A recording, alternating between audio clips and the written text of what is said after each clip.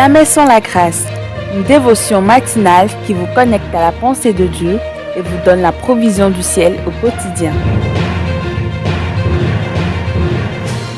Bonjour chers amis, chers internautes, chers téléspectateurs.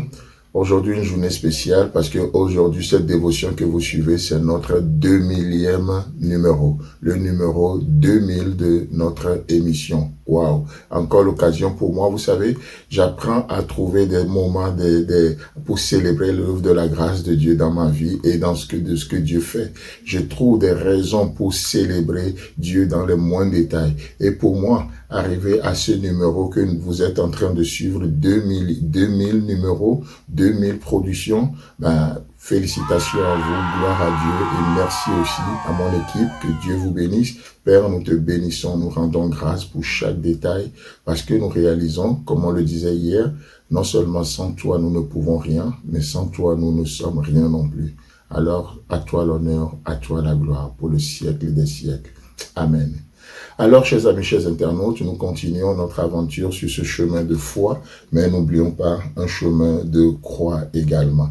Je nous reprends ce fameux passage, le psaume 84, du verset 5 au verset 7. Là, il est écrit, « Heureux ceux qui placent en toi leur appui, ils trouvent dans leur cœur des chemins tout tracés. Lorsqu'ils traversent la vallée de Baca, il la transforme en un lieu plein de sources. Et la pluie la couvre aussi de bénédictions. Leur force augmente pendant la marche et ils se présentent devant Dieu à Sion. » Alléluia. Un beau passage, n'est-ce pas? Et donc, ce que je nous propose de voir ce matin, le 4e point dans ce passage, c'est tout ce que ce chemin implique. Les implications de ce chemin. Au verset 7, il nous est dit, leur force augmente pendant la marche. Chers amis, chers internautes, vous ne pouvez pas marcher avec Dieu et être faible. Non, vous pouvez être fatigué comme on est en train de le voir. Jésus fatigué s'assoit au puits de Jacob, d'accord? Mais la fatigue n'est pas un signe de faiblesse. Non, la fatigue n'est pas un signe de faiblesse. Donc, leur force augmente pendant la marche. C'est ce que le verset 7 nous dit. Lorsque nous marchons avec Dieu en Christ, nous sommes plus que vainqueurs, n'est-ce pas? Et c'est assez intéressant de voir que ce n'est pas lorsque vous restez inactif que votre force augmente. Ce n'est pas lorsque vous devenez paresseux, vous croisez les bras. Ce n'est pas en ce moment que votre force augmente. Là, nous sommes en train de suivre depuis quelques jours déjà les Jeux Olympiques à Paris. Et une chose que qu'on dit souvent dans le sport, c'est que même lorsque vous êtes fatigué, ne vous arrêtez pas. Marchez. Vous pouvez pas courir, marchez. Vous pouvez pas marcher, ramper. Trouvez une manière quand même d'aller de l'avant. Et vous savez, lorsque nous sommes en Christ, c'est pareil. C'est pareil.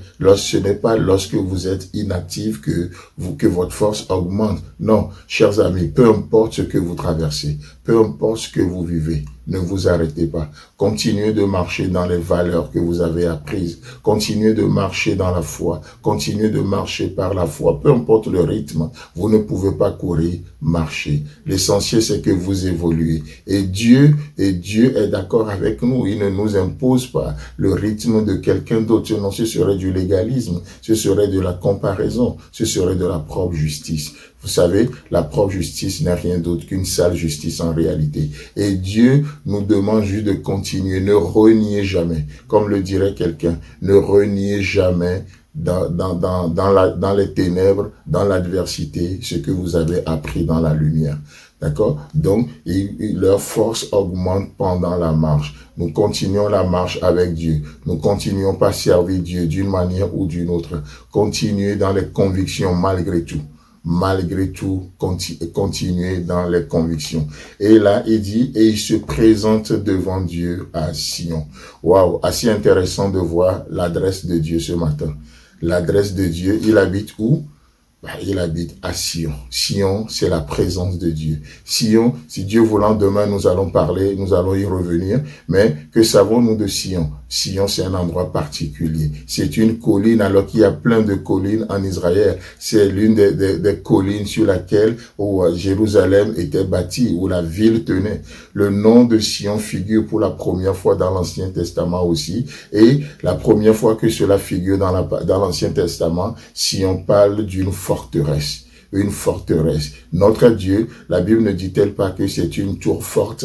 Le nom de l'Éternel est une tour forte. Pas forteresse dans le mauvais sens du terme, des forteresses que nous sommes appelés à abattre, à ruiner, à détruire. Non, pas ces genres de forteresses, mais des forteresses dans ce sens que le nom de l'Éternel, c'est une tour forte pour nous. Et c'est là où nous sommes appelés à nous présenter. C'est là où nous sommes appelés à nous rendre ce que Dieu est pour nous. Amis auditeurs, amis téléspectateurs, que Dieu vous bénisse et si Christ a d'avenir, on se retrouve demain. Si vous avez aimé cette émission, parlez-en à vos amis. Parlez-leur du message de la grâce et de ce qu'il fait dans vos vies. Pour un sujet de prière, une question ou pour devenir partenaire, contactez-nous au 00229 94 75 80 20. Que Dieu vous bénisse et à la prochaine. En attendant, pensez avec Dieu.